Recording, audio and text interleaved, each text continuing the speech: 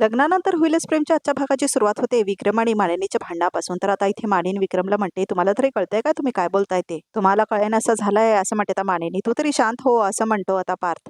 मी शांत होईन पण पण हे कसं बोलताय बघताय ना तुम्ही असं म्हणते आता मालिनी. मी काय आणि तू बोलतेस ते तुला कळत नाही का असं म्हणतो आता विक्रम. बाबा ऐका ना शांत हो ना प्लीज, शांत व्हा प्लीज असं म्हणतो आता जीवा. शांत व्हायला सांग ह्या ना असं म्हणते आता मालिनी. तू माझा ऐक असं म्हणत होता पार्थ. मी ऐकेन पण ह्यांना सांग न्यूट्रल होऊन चारी बाजूनी विचार करा जरा म्हणून असं म्हणते आता मानेने. न्यूट्रल राहण्याच्या गोष्टी तर तू करूच नकोस. नंदिनीने पुरावे देण्याआधीच तू डोक्यात घेऊन बसली होतीस की तुझी सून निष्पाप आहे असं म्हणत होता विक्रम, आणि माझी ताई पापी आहे. बोल असं म्हणत होता विक्रम. बाबा थांबा ना तुम्ही, भांडू नका ना प्लीज असं म्हणत होता जीवा. तर आता इथे नंदिनी आणि काव्य मात्र रडायला लागतं. तर आता नंदिनी खूप रडत असते. असं काय करताय तुम्ही, मी हात जोडतो तुमच्या समोर असं म्हणत होता जीवा. हे तुझ्या आईला सांग असं म्हणत होता विक्रम. मलाच सांगा असं म्हणते आता मानिनी.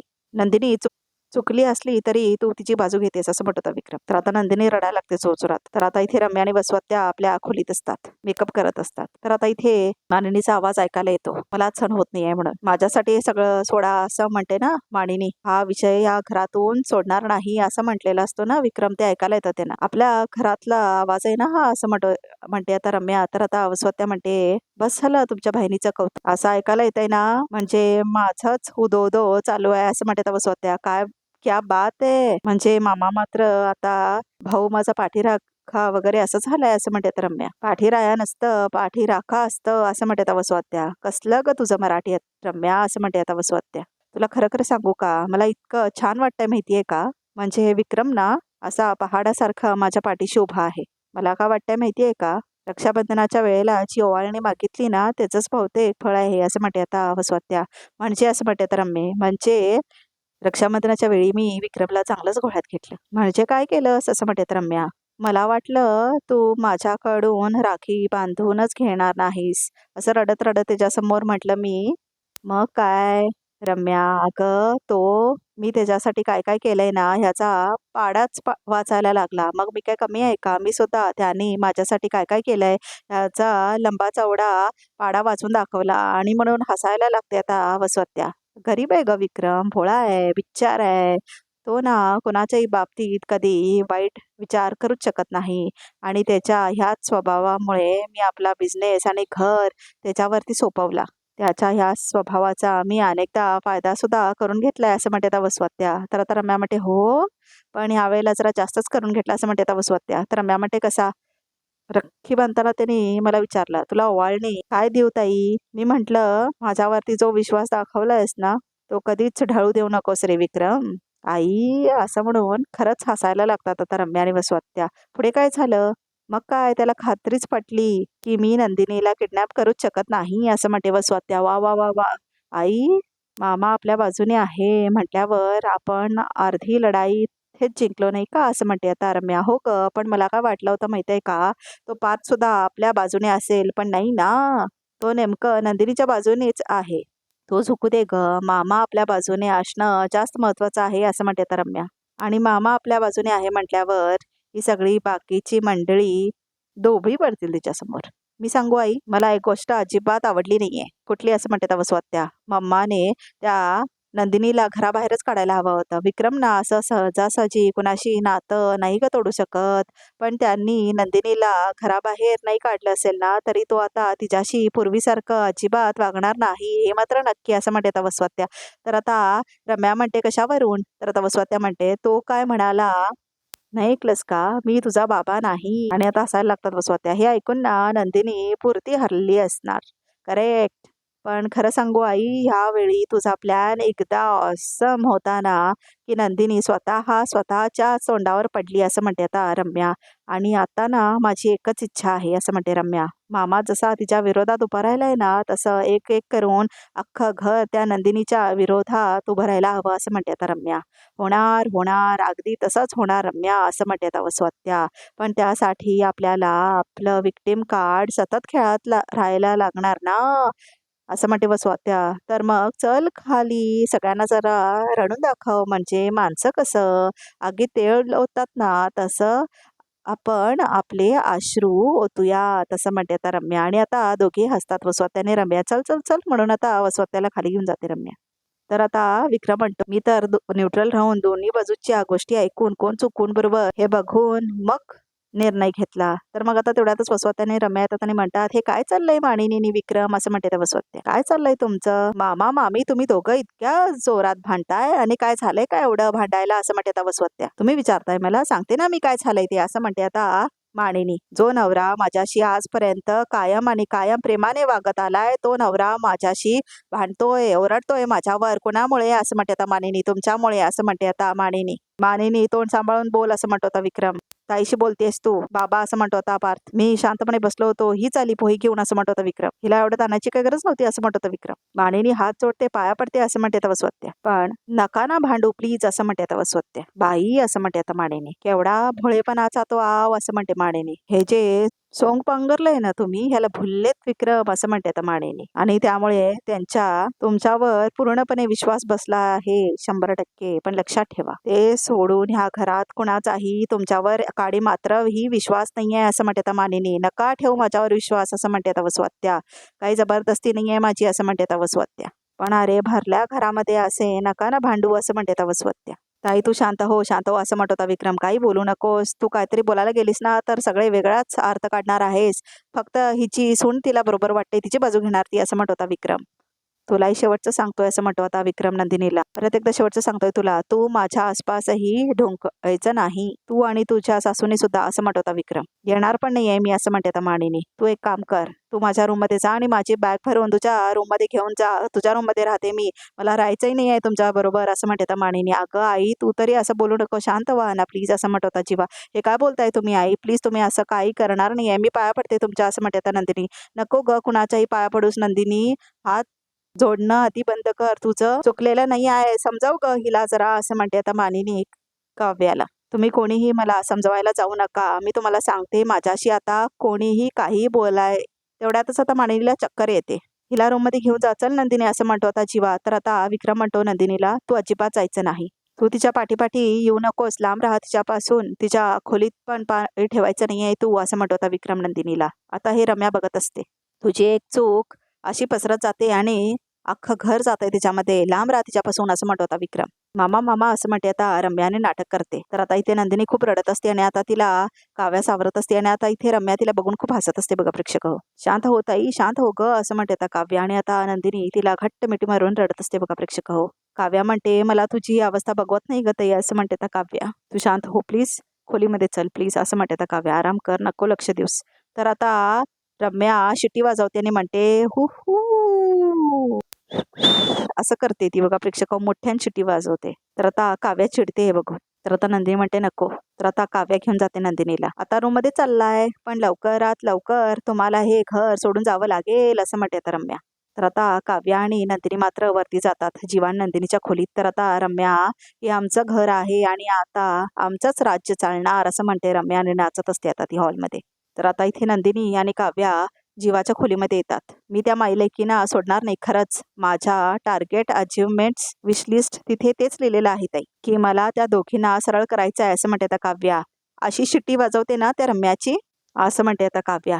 तर आता नंदिनी म्हणते काव्या बास शांत हो जरा. मंजू आत्यांचा राग शांत करण्यासाठी काय ट्रिक केली होतीस तू असं म्हणते आता नंदिनी. 10, 9, 8, 7 ताई असं म्हणते आता काव्या. हा राग उलटे आकडा मोजून जाणार नाही आहे. हा राग त्या दोघींना त्यांची जागा दाखवल्यावरच जाणार आहे कळलं असं म्हणते आता काव्या. कसं वागता येते तुझ्याशी कळत नाही आहे का तुला किती अनफेअर आणि चुकीचं आहे सगळं असं वाटत नाही आहे का तुला असं म्हणते आता काव्या. आणि अशा माणसांना सरळ करायचं असेल ना तर माझ्यासारख्या माणसांचीच गरज आहे असं म्हणते आता काव्या. तर आता नंदिनी म्हणते करेक्ट मला गरज आहे तुझी फक्त ऍक्शन तुझी आणि पद्धत माझी असं म्हणते आता नंदिनी काव्याला. म्हणजे असं म्हणते आता काव्या. तुला आठवतंय का काव्या आई माझ्यावर एवढ्या रागावल्या होत्या की अशी वेळ आली होती की त्यांनी मला ह्या रूम मध्ये यायला सुद्धा मनाई केली होती आणि आज माझ्यासाठी बाबांची सुद्धा भांडल्या होत्या असं म्हणते आता नंदिनी. भांडता भांडत्या भोवळ आली त्यांना खूप त्रास होतोय त्यांना आणि बाबा इतकी ते मला त्याच्या रूम मध्ये जायला सुद्धा देत नाही आहे. तर आता काव्या म्हणते ह्यावरून एकच गोष्ट सिद्ध होते की सगळे देशमुख क्रॅकपॉट आहेत असं म्हणते आता काव्या. काव्या असं म्हणते आता नंदिनी ऐक ना माझं. ह्यावरून फक्त एकच गोष्ट सिद्ध होते. रागावणारं माणूस बदललं तरी शांततेच्या मार्गानेच आपण कुठलीही परिस्थिती सोडू शकतो असं म्हणते आता नंदिनी. तू मदत करणार आहेस ना माझी? मला फक्त तुझी मदत हवी आहे असं म्हणते आता नंदिनी. माझं एक काम करशील? मागे वटपौर्णिमाच्या दिवशी तू कसं घरात शांतता हवी असेल म्हणून तुला आता नंदिनी व्हावं लागेल. आता पुन्हा एकदा तुला मी हेच सांगेल, आईंसाठी आईंना सपोर्ट करण्यासाठी तुला पुन्हा एकदा नंदिनी व्हावं लागणार आहे काव्य असं म्हणते नंदिनी. कारण बाबा मला त्यांची काळजी घेऊ देणार नाहीयेत. त्यामुळे तुलाच नंदिनी होऊन त्यांची काळजी घ्यावी लागणार आहे असं म्हणते आता नंदिनी. तर आता काव्या म्हणते, हे बरे आहे, प्रत्येक वेळी मीच नंदिनी व्हायचं का? कधी कोणी काव्या होणार नाही का असं म्हणते आता काव्या. तर नंदिनी म्हणते, हो ग बाई, अशी ही वेळ येईल की मला काव्य व्हावं लागेल आणि काव्या होणं इतकं सोपं नाही आहे, स्पेशल आहे असं म्हणते आता नंदिनी. पण आता ती वेळ नाही आहे काव्य असं म्हणते नंदिनी. तर आता काव्या म्हणते, ठीक आहे, कळलंय मला नंदिनी म्हणून मला काय काय करायचं आहे मला कळलं. ओके असं म्हणते आता काव्या. शहाणी माझी बहीण असं म्हणते आता नंदिनी. काव्या असं म्हणते आता नंदिनी, आपण दोघी मिळून हे जे काय बिघडलंय ना हे सगळं ठीक करू शकतो असं म्हणते आता नंदिनी. ठीक आहे असं म्हणते आता नंदिनी. तर आता काव्या हात पकडते नंदिनीचा आणि म्हणते हो. आणि आता नंदिनी आणि काव्या एकमेकींना मिठी मारतात. तर आता इथे वसुहत्या येते मानिनीच्या खोलीमध्ये. बरं वाटतंय का ग मानिनी असं म्हणते वसुहत्या. तर आता मानिनी काहीच बोलत नाही. मी जीव सांडू का तुझ्यासाठी असं म्हणतात आता वसुहत्या. सकाळपासून काहीच नाही खाल्लं तू. माझ्यावर सारा कानावरती नको ना ग काढूस असं म्हणते आता वसुहत्या. आणू का काही? आणू असं म्हणते वसुहत्या. मानिनी असं म्हणत होता विक्रम. वसुहत्या एवढ्या अग्राने बोलते तुझ्याशी, तू रिॲक्शनच देत नाहीयेस, ह्याला काय अर्थ आहे का असं म्हणत होता विक्रम. बरं हे नाही दिसत आहे तुला? तू तिला इतका बोल बोललीस, ती इतकी काळजी करते तुझी बघ असं म्हणतो आता विक्रम. मी आणतेच ज्यूस असं म्हणते आता वसुहत्या. ताई तुझा आराम कर जा, मी बघतो काय ते. हिची बालिश बडबड आणि भांडण ऐकून थकलीशील तू, जा तू आराम कर जा असं म्हणत होता विक्रम. मानिनी असं म्हणते आता वसुहत्या. तर मानिनी मात्र बघत पण नाही वसुहत्याकडे. उगाच जास्त विचार नको करत बसूस हा असं म्हणते आता वसुहत्या. ताई मी समजवतो ना तिला, समजवतो, जा तू असं म्हणत विक्रम. तर आता विक्रम बसतो मानिनीच्या बाजूला आणि घे पाणी घे असं म्हणतो. मानिनी वसुताईशी एक शब्द सुद्धा बोलली नाही आहेस तू, माझ्याशी तरी बोलणार आहेस का? हा हे बघ, हे जीवानी पोहे आणून ठेवले, खाऊन घे, घे धर असं म्हणतो आता विक्रम. तुम्ही रिजेक्ट केलेले तेच पोहे असं म्हणते आता मानिनी. अगं माझं सोड, चांगले दाणे घातलेले पोहे आहेत, घे असं म्हणतो विक्रम. ज्याच्यासाठी दाणे घालून केलेत पोहे तो मला सांगतोय दाणे घालून केलेत म्हणे असं म्हणते आता मानिनी. नंदिनीने हे पोहे तुमच्यासाठी आणि जीवासाठी केलेत दाणे घालून. दाणे घातलेले पोहे मी तर खातच नाही असं म्हणते आता मानिनी. मग दाणे वेचून देईल, खाशील मग पोहे असं म्हणत होता विक्रम. मला तर नकोच आहेत ते बेचाव पोहे असं म्हणते आता मानिनी. अरे बेचाव कसे असतील, इतके प्रेमाने केलेत आपल्या असं म्हणतो आता विक्रम आणि थांबतो. तर आता मानिनी बघते तिच्याकडे. पाहिलं, मन मानत नाही आहे ना. जी नंदिनी साध्या पोह्यांची चव सुद्धा बिघडवत नाही, ती नाती कशी नासवू देईल असं म्हणते आता मानिनी. हे बघ, मला ह्या विषयावर काही बोलायचं नाही आहे आता. तू खाणारेच पोहे आपल्या हाताने माझ्या हातान भरवू असं म्हणत होता विक्रम. मला तुमच्या हाताने काय खायचंच नाही असं म्हणते आता मानिनी. मग कुणाच्या हाताने खायचं आहे असं म्हणत होता विक्रम. माझ्या असं म्हणते आता काव्या. तर आता काव्या आणि पार्थ आलेले असतात. तर आता मानिनी खुश होते त्यांना बघून. तर आता इथे नंदिनी फोटो बघत बसलेले असते अॅनिव्हर्सरीचे, विक्रम आणि मानिनीचे. तर आता पाठीमागे जीवा येतो आणि बघतो ते फोटोज. आणि नंदिनी मात्र रडून हे फोटोज बघत असते. काय मस्त दिवस होता तो असं म्हणत होता जीवा. तर आता नंदिनी ओळून बघते पाठीमागे. तर आता नंदिनी रडत असते खूप. तर आता जीवा रुमाल काढून देतो नंदिनीला. तर आता नंदिनी अश्रू पुसून घेते आपले. थँक्स असं म्हणत होता जीवा. कशाबद्दल असं म्हणते आता नंदिनी. ह्यावेळी रुमाल घेतलास, असं नाही बोललीस की मला तुमच्याकडून काहीच नको, अगदी रुमाल सुद्धा असं म्हणत होता जीवा. आई बऱ्या आहेत ना असं म्हणते आता नंदिनी. आता उठून बसली. ठीक आहे असं म्हणत होता जीवा. तर आता नंदिनी ठेवते फोन आपला. एक तो दिवस होता आणि आजचा दिवस आहे. मग अशी आई बाबा ज्या पद्धतीने भांडत होते ना, मला असं वाटलं की मी कुठल्या वाईट स्वप्नात होते का असं वाटलं. चटकन स्वप्न संपावं, जाग यावी या स्वप्नातून. पण कधी कधी जाग येते आणि कळतं की हीच रियालिटी आहे असं म्हणत होता जीवा. तू इतकी शिकलेली आहेस, हुशार आहेस, माणसांना जोडून ठेवणारी आहेस. खरं तर मी तुला सांगायची गरज नाही आहे, पण तरीही या जगात चांगली माणसं असतात तशी वाईटही असतात. एक वेळ चांगुलपणाला मर्यादा असते, पण वाईटपणाला काहीच नसते सीमा. खरं सगळं कळतंय मला जीवा. एरवी दुसरा कुठला प्रसंग असला असताना तर वसुहत्याची माफी मागितली असती मी असं म्हणते नंदिनी, पण आत्ता नाही असं म्हणते आता नंदिनी. तर आता जीवा बघतो नंदिनीकडे. तर आता जीवा आपला हात तिच्या डोळ्याकडे घेतो. अरे काय करताय तुम्ही असं म्हणते आता नंदिनी. एक मिनिट असं म्हणत होता जीवा. एक मिनिट प्लीज असं म्हणत होता जीवा. तर आता तो नंदिनीला हात पुढे कर असं म्हणतो. आहो कर ना प्लीज, कर पुढे असं म्हणत होता जीवा. असं कर, असं ठेव पुढे, कर असं म्हणत होता जीवा. असं ठेवतो आता आयलॅश आणि तिला म्हणतो आता डोळे बंद कर विष माग आणि फुंकार मार असं म्हणत होता जीवा. तर आता नंदिनी तसंच विष मागते आणि फुंकार मारते आणि जीवा तिच्याकडे बघत असतो. आता बघा प्रेक्षक हो, बेटर असं म्हणत होता जीवा, तू नंदिनी आहेस, विसरू नकोस असं म्हणत होता जीवा.